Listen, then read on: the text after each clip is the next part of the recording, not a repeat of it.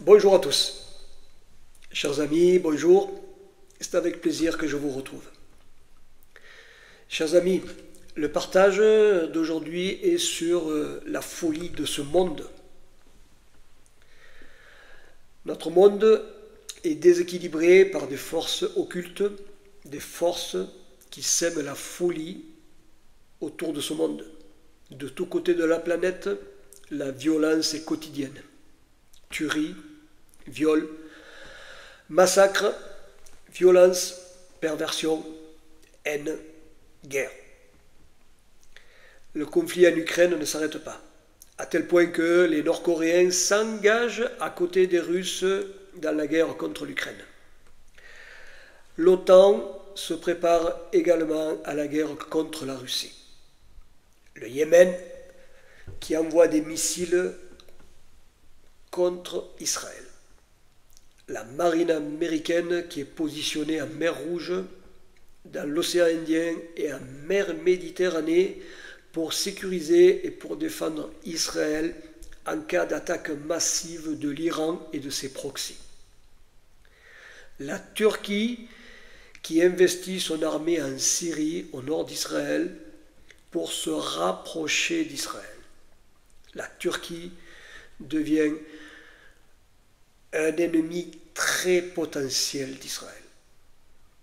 Le Hamas, toujours en guerre, le Hezbollah également, tous les djihadistes palestiniens qui sont toujours en train de lancer des attaques contre Israël par tous les moyens possibles, comme les incendies criminels ravageurs de ces derniers jours autour de Jérusalem, incendies criminels perpétrés par des Palestiniens islamistes qui veulent incendier et brûler la terre d'Israël. L'Iran prépare sa bombe atomique pour la lancer sur Israël dès qu'il l'aura fini. L'ONU qui condamne Israël par des résolutions absurdes et insensées. La grande majorité des nations représentées à l'ONU sont contre Israël. L'Espagne a tourné le dos à Israël. Vous avez vu la panne géante d'électricité qui a paralysé et qui a semé le chaos et l'angoisse en Espagne et au Portugal, deux pays antisémites et anti-Israël. Et beaucoup d'autres nations européennes ne sont pas mieux, car l'antisémitisme est grandissant, la haine du juif est permanente. Les chrétiens subissent également, de par le monde, des tortures. Les chrétiens sont tués, massacrés, violés par des djihadistes islamistes, sans compter les sévices et les emprisonnements, les persécutions que subissent les chrétiens dans les pays hostiles. Et la liste n'est pas exhaustive, c'est juste un petit résumé de l'état du monde. Et si tout cela n'est pas une folie qui envahit notre monde, alors comment qualifier l'état de notre monde qui se déséquilibre non-stop jour après jour? À l'époque biblique, on attribuait généralement le phénomène de la folie à un esprit ou à une entité spirituelle qui prenait le contrôle de l'esprit d'une personne et qui le soumettait à la violence et à l'épouvante. On va faire une première lecture dans le livre de Samuel, le premier livre du prophète Samuel, au chapitre 16, les versets 14 et 15. C'est l'épisode du roi Saül, quand le roi Saül, après avoir désobéi à l'Éternel, le roi Saül fut tourmenté par un esprit mauvais. 1 Samuel 16, versets 14 et 15. L'esprit de l'Éternel s'écarta de Saül, tandis qu'un mauvais esprit venant de l'Éternel le remplissait d'épouvante. Les serviteurs de Saül lui dirent « Voici qu'un mauvais esprit venant de Dieu t'agite. » Alors ce texte peut vous paraître un peu étrange parce que il est dit que un mauvais esprit venant de l'Éternel remplissait d'épouvante Saül. Il faut comprendre, vous devez comprendre et savoir que la Bible attribue tout à Dieu parce que rien ni personne n'est au-dessus de l'Éternel. L'Éternel est souverain et rien n'échappe à son contrôle. C'est pour cela que la Bible parle ainsi. Nous voyons dans ce texte que l'esprit de l'Éternel s'écarta de Saül, tandis qu'un mauvais esprit venant de l'Éternel le remplissait d'épouvante. Eh bien, on voit que quand l'esprit de Dieu se retire de quelqu'un, d'une personne, un esprit mauvais peut venir et prendre la place vide laissée par l'esprit de Dieu. Nous avons été créés corps, âme et esprit. Quand notre esprit est relié à l'esprit du Seigneur, nous sommes tenus dans l'équilibre spirituel, psychologique, émotionnel et nous sommes protégés de la folie. Car tout est dans l'équilibre. L'Éternel a créé les lois de l'équilibre, les lois d'équilibre qui régissent tout l'univers. Il suffirait d'une dose infinitésimale d'un déséquilibre quelconque pour que tout l'univers soit complètement chamboulé. Il en va de même pour le corps humain. L'Éternel nous a créés dans l'équilibre et pour l'équilibre. Et il suffit d'un petit déséquilibre, soit émotionnel ou psychologique, pour que nous soyons en difficulté, en stress et en panique dans l'angoisse. Tout notre psychisme est relié à l'équilibre des lois que l'Éternel a mis dans le corps humain. Si notre psychisme se déséquilibre, nous devenons des personnes déséquilibrées. C'est ainsi que la société nomme les individus qui commettent des actes mauvais et violents comme étant des personnes déséquilibrées qui sont emportées par leur déséquilibre dans une folie qui est souvent meurtrière. La cause de ce déséquilibre vient du rejet du Seigneur, du rejet de l'Esprit de Dieu, des personnes qui ferment leurs oreilles, leur entendement aux avertissements que donne l'Esprit de Dieu. Et ces personnes finissent par être sous l'influence ou sous l'emprise d'un esprit mauvais qui les perturbe en les déséquilibrant, qui les agite et les pousse à commettre des actes de folie. Le fait de ne pas prêter attention à écouter engendre le déséquilibre. L'importance de l'écoute est primordiale, parce que le Seigneur a mis le centre de l'équilibre du corps humain dans l'oreille interne. C'est dans l'oreille que se trouve le point d'équilibre du corps. C'est par l'oreille qu'entrent les paroles, les sons, les musiques et les bruits. C'est grâce aux oreilles que l'on entend et que l'on écoute. L'oreille est comme une antenne qui sert à recevoir les signaux extérieurs. Ce n'est pas pour rien que l'Éternel a mis le centre de l'équilibre dans l'oreille. L'oreille est l'organe d'équilibre autant physique que spirituel. Par l'oreille, on peut entendre la parole de Dieu. On peut écouter la parole du Seigneur qui apporte ce dont on a besoin spirituellement, émotionnellement, psychologiquement, pour être dans l'équilibre. Quand on entend la parole du Seigneur, que l'on écoute attentivement, la parole divine rentre en nous, la parole du Seigneur s'intériorise dans notre esprit et elle régule l'équilibre par une stabilité intelligente. Car la parole du Seigneur est l'intelligence, la sagesse dont nous avons besoin pour être équilibrés. On va faire une autre lecture dans le livre des Proverbes. Proverbes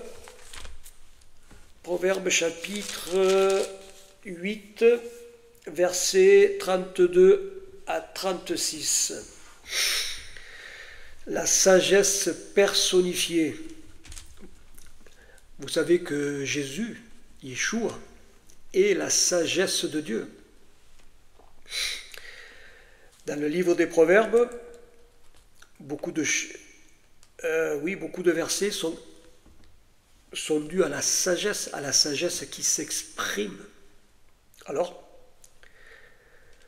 c'est comme si le Seigneur Yeshua, le Seigneur Jésus, s'adressait à nous dans une lettre. Et maintenant, mes fils, écoutez-moi. Heureux ceux qui observent mes voies. Écoutez l'instruction et devenez sages. Ne la négligez pas. Heureux l'homme qui m'écoute, qui veille de jour en jour à ma porte, qui monte la garde près des montants de mes portes, car celui qui me trouve a trouvé la vie et obtient la faveur de l'Éternel. Mais celui qui pêche contre moi nuit à son âme. Tous ceux qui me haïssent aiment la mort. Encore un autre verset, toujours dans le livre des Proverbes, chapitre 9, versets 10 à 12. Le début de la sagesse, c'est la crainte de l'Éternel, et la connaissance des saints, c'est l'intelligence. Car par moi, tes jours se multiplieront, et les années de ta vie s'augmenteront. Si tu es sage pour toi. Si tu es moqueur, tu en porteras toi seul les conséquences. La sagesse qui parle, le Seigneur Yeshua qui parle à travers sa parole. Le contraire de la sagesse, c'est la folie. Notre monde manque de sagesse. Notre monde est rempli de folie. La crainte de l'Éternel est rejetée. La sagesse divine mise à l'écart. D'où un monde en déséquilibre continuel par manque d'écoute de la parole du Seigneur, du fait de ne pas vouloir entendre et écouter les avertissements que donne le Seigneur pour l'équilibre de la vie, pour le bonheur que procure la paix que donne l'Esprit du Seigneur à l'écoute de la parole, dans le respect et la crainte qui sont dus à l'Éternel. Mais pour cela, il faut être à l'écoute, car des forces occultes sont à l'œuvre pour répandre la folie dans l'esprit des hommes qui ne veulent pas entendre parler de l'Éternel. Le monde invisible des esprits mauvais agit sur le monde visible. Nous ne pouvons pas voir le monde invisible ni les démons, et heureusement, merci Seigneur, parce que ce serait difficile à supporter. Mais les esprits mauvais, les démons existent bel et bien, ils sont réels. Et les démons, les esprits mauvais inspirent et dirigent beaucoup de personnes. L'esprit du mal se sert de certaines personnes pour nuire et pour faire le mal. Beaucoup n'ont pas conscience d'être sous l'emprise des démons ou sous l'influence des démons parce qu'ils ne savent pas et qu'ils ne croient pas que les démons existent et parce qu'ils ne peuvent discerner que la folie qui les affecte vient directement des esprits mauvais qui les contrôlent. Car il y a une lutte réelle qui est engagée pour le contrôle de l'esprit humain. Un autre texte dans l'épître aux Éphésiens, au chapitre 6, versets 11 et 12, l'apôtre Paul parle.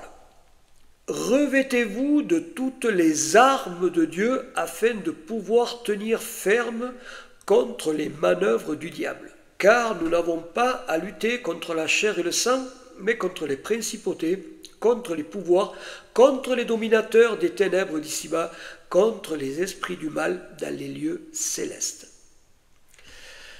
Les ennemis sont les principautés démoniaques, les pouvoirs maléfiques, comme les dominateurs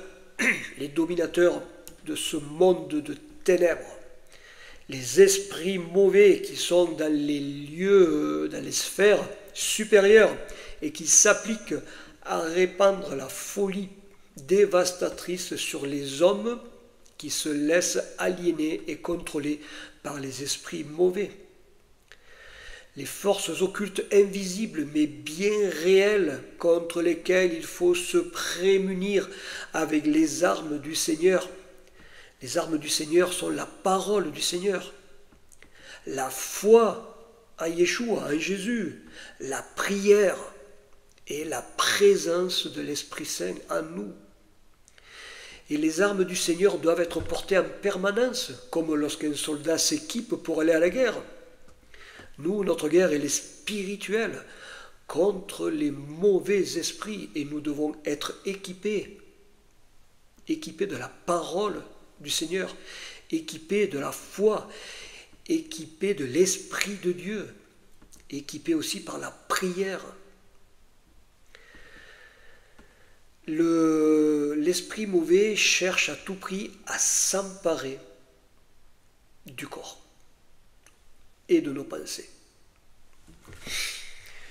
Une autre lecture dans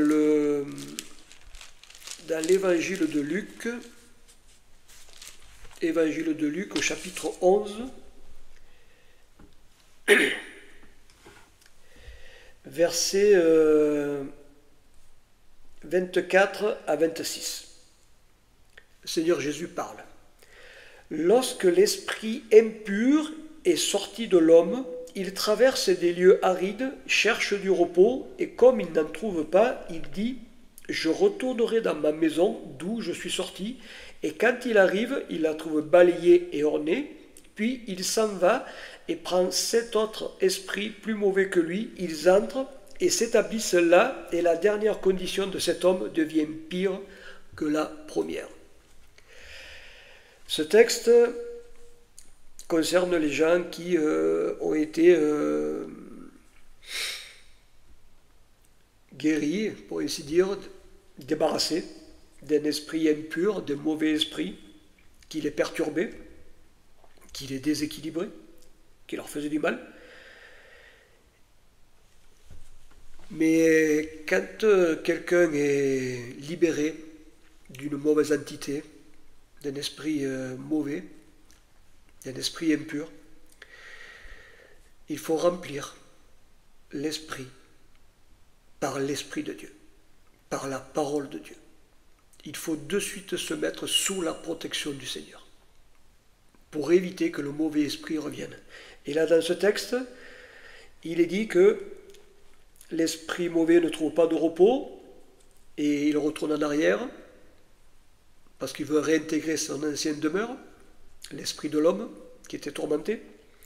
Et il trouve la maison balayée et ornée, ça te dit balayée et ornée, c'est-à-dire que elle est propre. L'esprit de l'homme qui était, entre guillemets, possédé, a été nettoyé de l'esprit impur. Donc l'intérieur de l'esprit, l'intérieur du cœur est propre. Mais l'esprit reprend, va chercher d'autres esprits plus mauvais, et ils entrent et ils s'établissent là. Pourquoi cela? Parce que la nature a horreur du vide. Quand un esprit mauvais est chassé, il faut de suite être rempli de l'Esprit du Seigneur. Quand quelqu'un est libéré d'une emprise démoniaque et ne remplit pas son esprit de la parole du Seigneur, l'esprit mauvais revient avec d'autres esprits encore plus mauvais, ce qui est une catastrophe pour une telle personne. La nature a horreur du vide. Notre esprit doit être en permanence rempli de l'Esprit Saint, comme de la parole du Seigneur, pour ne pas avoir le vide en nous et surtout pour éviter que les esprits mauvais ne tentent de s'infiltrer ou de nous déséquilibrer. Parce que les démons sont à l'affût de la moindre faille pour essayer de s'introduire dans les pensées, comme par le fait des émotions négatives, comme par le fait de ne pas prendre le temps pour prier, comme par le fait de ne pas lire la parole du Seigneur, la Bible, ce qui crée un vide qui engendre un déséquilibre spirituel qui peut devenir dangereux. L'Écriture sainte dit « Soyez remplis de l'Esprit Saint ». Si le Saint-Esprit est en nous, nous n'avons pas à craindre les esprits mauvais, car l'Esprit Saint nous préserve de la folie des esprits mauvais, et le Saint-Esprit nous protège des attaques des esprits mauvais. L'Esprit du Seigneur donne la vie. L'Esprit du Seigneur donne la sagesse. L'Esprit de Dieu apporte la paix. Par contre, les esprits mauvais apportent la mort, la folie et le conflit.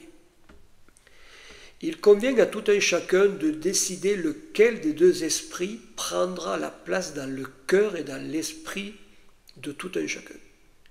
Chacun est responsable pour lui-même selon la liberté de choix que l'Éternel a donnée à tout un chacun. Dans le livre du Deutéronome chapitre 30, verset 15, l'Éternel parle. « Vois, je mets aujourd'hui devant toi la vie et le bien, la mort et le mal. » Je lis aussi le verset 19. « J'en prends aujourd'hui à témoin contre vous le ciel et la terre. J'ai mis devant toi la vie et la mort, la bénédiction et la malédiction. Choisis la vie afin que tu vives, toi et ta descendance. » Alors, quel est le but de la vie selon l'Éternel? Eh bien, nous l'avons au verset 20.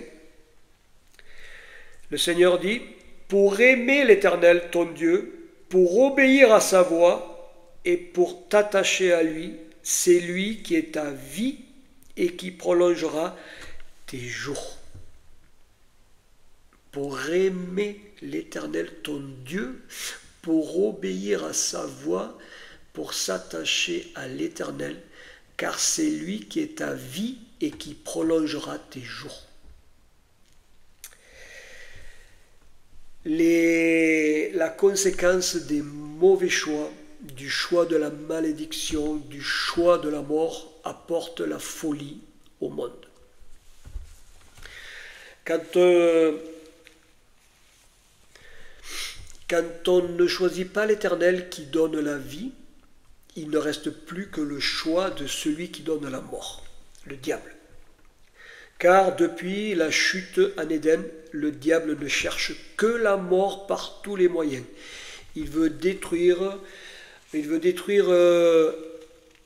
l'homme créé à l'image de Dieu. Il veut l'avilir, le dégrader son image qui est l'image de Dieu par la folie qui ravage l'esprit humain. Pour que la présence de Dieu disparaisse de l'homme et que la folie du diable s'attache aux hommes, pour que les hommes commettent des actes mauvais, horribles, abominables, selon la folie du mal.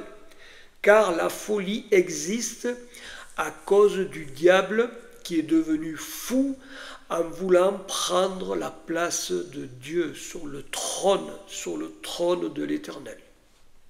Et la folie diabolique s'est infiltrée dans toutes les couches de notre société, du plus petit au plus grand. La folie pénètre les esprits fragiles, les gens mal affermis, les individus malsains et dépourvus de morale.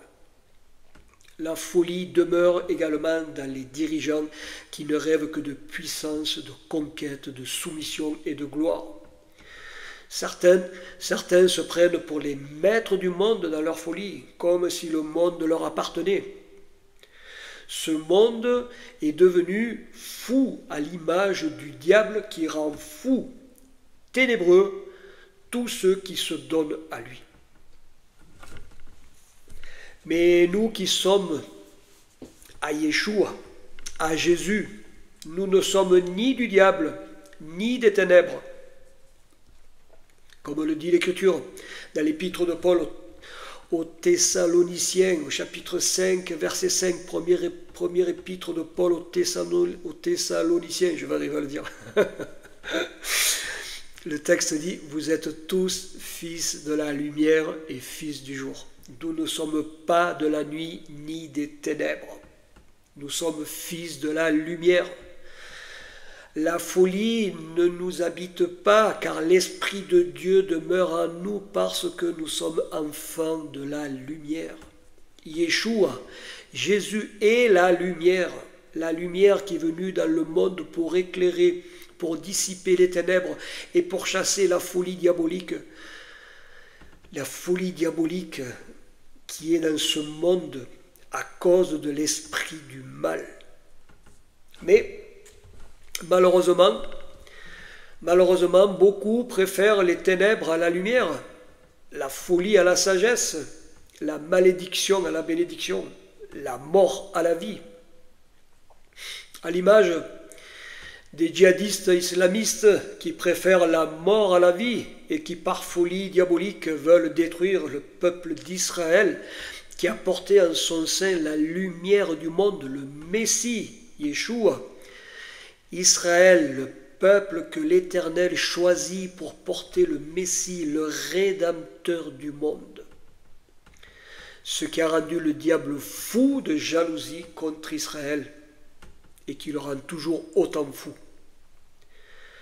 Comme je le disais en introduction, des incendies ont ravagé la région de Jérusalem, des incendies allumés par des fous incendiaires, on ne peut pas les appeler autrement, parce qu'il faut être atteint de folie pour mettre le feu dans l'intention de voir brûler tout Israël.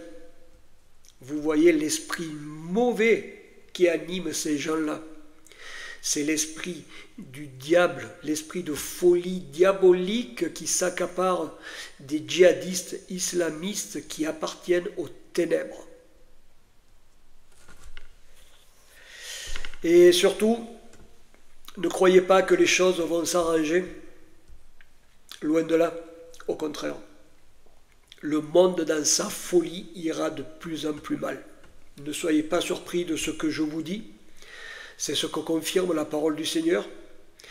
Et vous devez en prendre conscience et être averti pour vous tenir prêt. Car il faut être prêt pour le chaos qui va arriver.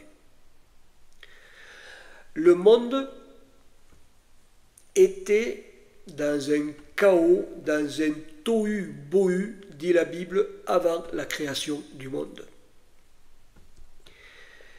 Et le monde deviendra un chaos à la fin des temps, juste avant le retour du Seigneur Yeshua. Et il faut se tenir prêt pour le retour de Yeshua, car ce jour arrivera à l'improviste.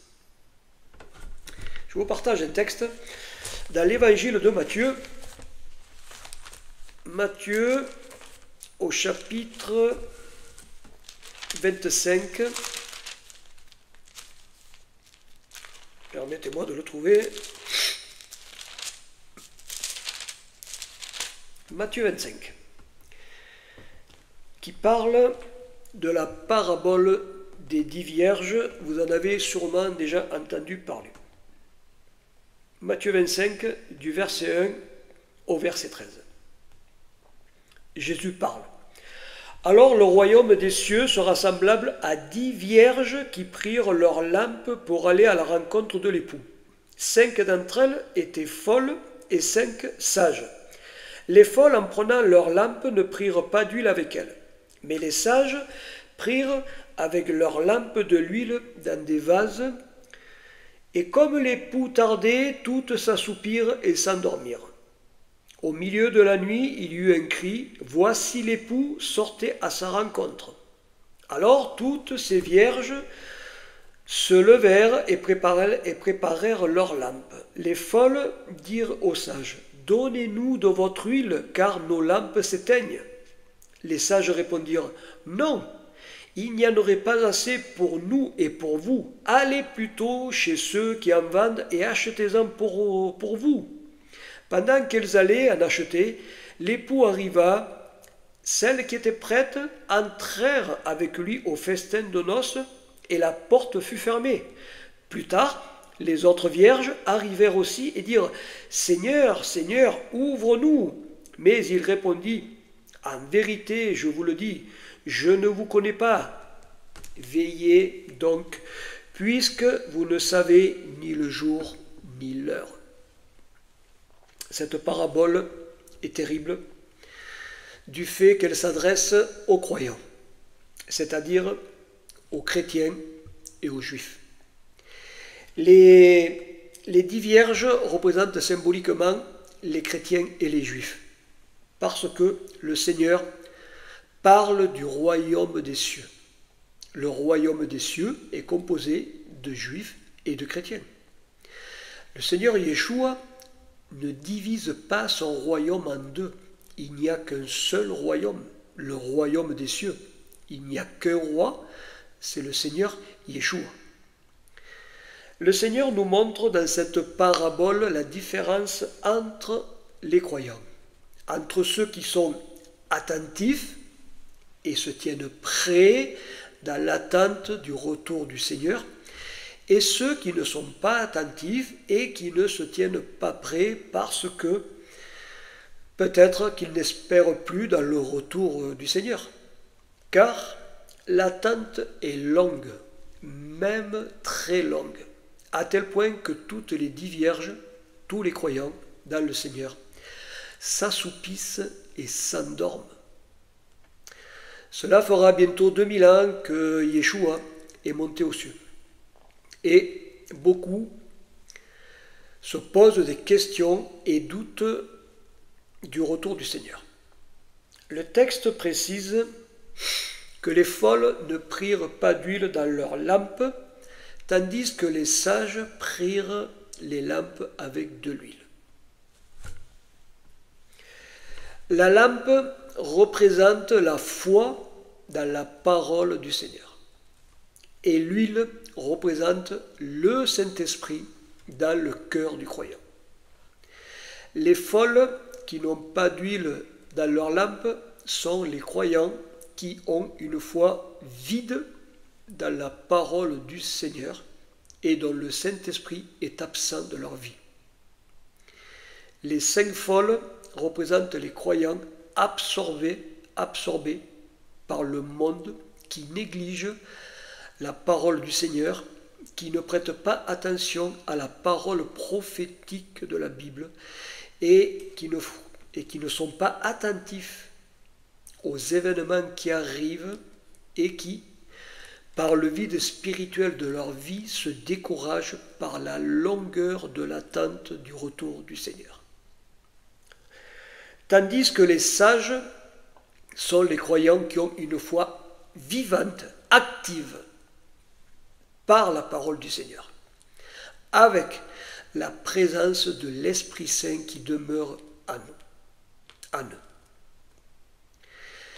Les croyants sages sont prévoyants.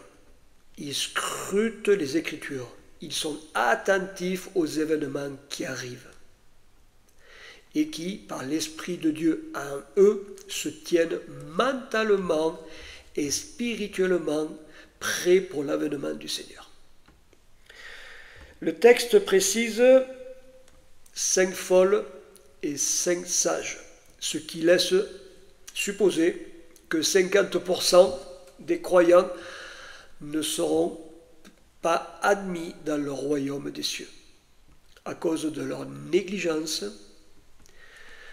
à cause du manque de préparation spirituelle et de leur manque de foi dans le Seigneur. Vous voyez jusqu'où peut conduire la négligence de la parole du Seigneur sans la relation avec le Saint-Esprit. Eh bien, la négligence conduit jusqu'à la folie. Parce que c'est une folie que de vouloir vivre sans le Seigneur, sans Dieu et sans la parole du Seigneur et sans le Saint-Esprit.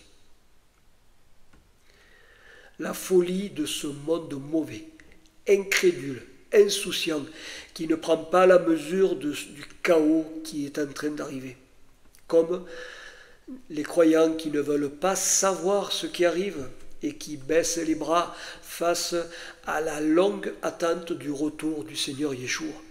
Mais il ne faut pas se décourager, il faut rester attentif et se préparer à ce qui arrive. Beaucoup de croyants ont peur et ne veulent pas entendre parler des choses de la fin des temps, car ces choses-là les stressent, les angoissent, les perturbent et les déséquilibrent. Pour eux, ce sont des choses négatives. Ils préfèrent entendre des choses positives. Mais ce que ne comprennent pas ces croyants, et surtout ce qu'ils ne discernent pas, c'est que quand on est dans le Seigneur, la vision que l'on a du monde n'est plus la même. On est dans le monde, mais on n'appartient plus au monde. Comme le dit le Seigneur Yeshua dans l'évangile de Jean, au chapitre 17 et au verset 16, le Seigneur dit « Ils ne sont pas du monde comme moi je ne suis pas du monde ». Le Seigneur Jésus parle de ses disciples. « Ils ne sont pas du monde comme moi je ne suis pas du monde », dit le Seigneur Jésus. Car ne croyez pas que le monde aime les disciples du Seigneur. Le monde n'aime pas les croyants. Le monde n'aime que ceux qui sont comme le monde. Dans l'évangile de Jean,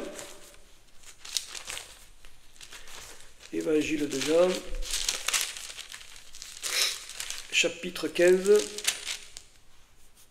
verset 19. Le Seigneur Jésus parle. « Si vous étiez du monde, le monde aimerait ce qui est à lui. Mais parce que vous n'êtes pas du monde et que je vous ai choisi du milieu du monde, à cause de cela, le monde a de la haine pour vous. » Vous voyez que le monde a de la haine contre les enfants du Seigneur.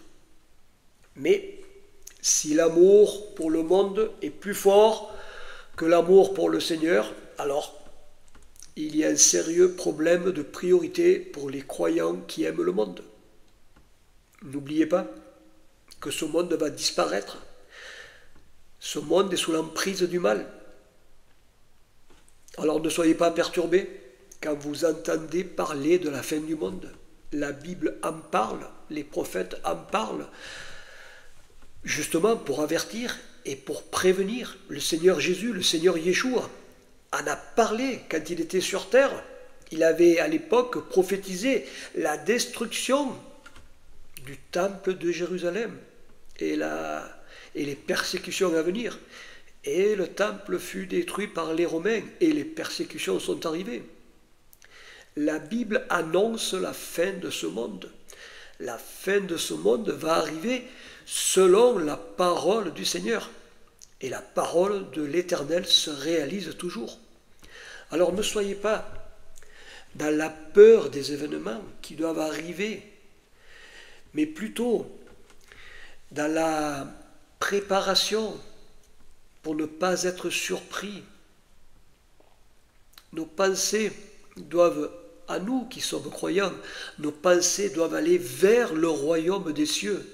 Nous devons lever la tête car la délivrance arrive et il ne faut pas sombrer dans la déprime en entendant que les choses ne vont pas s'arranger dans ce monde, car elles ne s'arrangeront pas, elles vont se compliquer beaucoup plus. Je reviens sur la panne géante d'électricité qui s'est produite en début de semaine en Espagne et au Portugal, qui a mis les deux pays dans le noir total, sans aucune électricité nulle part, ce qui a généré une angoisse terrible pour les deux populations, espagnoles et portugaises. Cet événement doit être pris en considération, car il est possible que, un jour dans le futur, nous soyons confrontés à ce genre de panne généralisée, panne électrique généralisée, et là aussi, il faudra être prévoyant pour ne pas être pris au dépourvu. Sachez que rien n'arrive au hasard. Surtout une telle panne électrique généralisée sur deux pays. Alors, la prudence et la prévoyance sont vraiment nécessaires dans ces temps actuels. Alors je m'adresse à tous les croyants qui ont de la peine avec tout ça, qui sont perturbés en entendant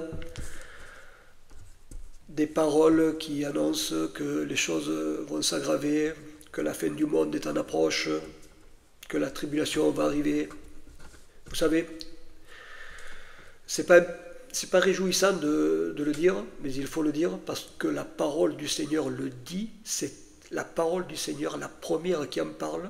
Et si le Seigneur a laissé tout cela dans sa parole, c'est justement pour avertir, pour prévenir. Parce que le Seigneur connaît notre psychologie. Il sait que nous avons besoin de temps. C'est ainsi que nous sommes faits. Nous avons besoin de temps. Et le Seigneur donne du temps de préparation mentalement, psychologiquement, émotionnellement, spirituellement, pour qu'on sache vers quoi on va. Et c'est pour ça que l'Éternel a mis tout cela dans sa parole. Donc il ne faut pas être apeuré, il ne faut pas tomber dans la dépression, dans la déprime, sachant tout ce qui va arriver. Ces choses doivent arriver. C'est nécessaire pour que le royaume des cieux vienne sur cette terre. Nous savons que le diable est sur cette terre, qu'il est rempli de fureur contre les enfants de Dieu. Mais nous avons l'assurance de la protection et du soutien de l'Éternel dans nos vies. Nous n'avons pas à être effrayés et à tomber dans l'anxiété et dans la déprime, et pire, dans la dépression. Alors, soyez rassurés et n'ayez pas peur, n'ayez crainte. Nous ne sommes pas seuls. Le Seigneur n'abandonne pas ses enfants. Et si pour une raison quelconque nous devons subir des tribulations ou des persécutions, eh bien nous comptons sur le soutien du Seigneur pour pouvoir traverser les temps difficiles par son soutien et son aide. Alors, rassurez-vous, libérez-vous de la pression des esprits mauvais, parce que ce sont les esprits mauvais qui mettent la pression sur nous, justement, pour que nous lâchions la main du Seigneur, pour que nous perdions notre foi, car le but du diable, c'est de nous détruire, de détruire notre foi, parce qu'il ne supporte pas que nous ayons foi à Yeshua. Le diable sait qu'il est vaincu et il veut nous vaincre mentalement, il veut nous vaincre physiquement, il veut nous vaincre spirituellement. Mais nous sommes des vainqueurs par la foi à Yeshua. Nous devons être des vainqueurs pour la gloire du Seigneur Yeshua qui vient bientôt pour nous sauver et pour nous faire rentrer dans le royaume des cieux. Alors, chers amis, éloignez-vous de la folie de ce monde et soyons des sages. Nous qui sommes dans le Seigneur, nous qui sommes en Jésus, en Yeshua, soyons des sages, soyons remplis du Saint-Esprit, dans l'attente du retour du Seigneur Jésus qui vient bientôt. N'en doutez surtout pas, n'en doutez jamais. Je le répète, soyons des vainqueurs pour la gloire du Seigneur Yeshua. Ma prière pour le peuple d'Israël, que l'Éternel garde et protège son peuple d'Israël de la folie meurtrière des islamistes et de toutes les menaces qui pèsent sur Israël de la part des nations hostiles à Israël. Que l'Éternel bénisse et sauve tout Israël. Que l'Éternel garde Jérusalem dans la paix. Que l'Éternel, Dieu d'Israël, soit avec vous qui mettez votre foi et votre confiance en Jésus, en Yeshua. Que le Seigneur vous garde de la folie de ce monde. Que l'Éternel soit béni. Béni de la grâce qu'il nous fait. Béni pour la protection qu'il nous accorde. Béni pour tous les bienfaits qu'il nous donne.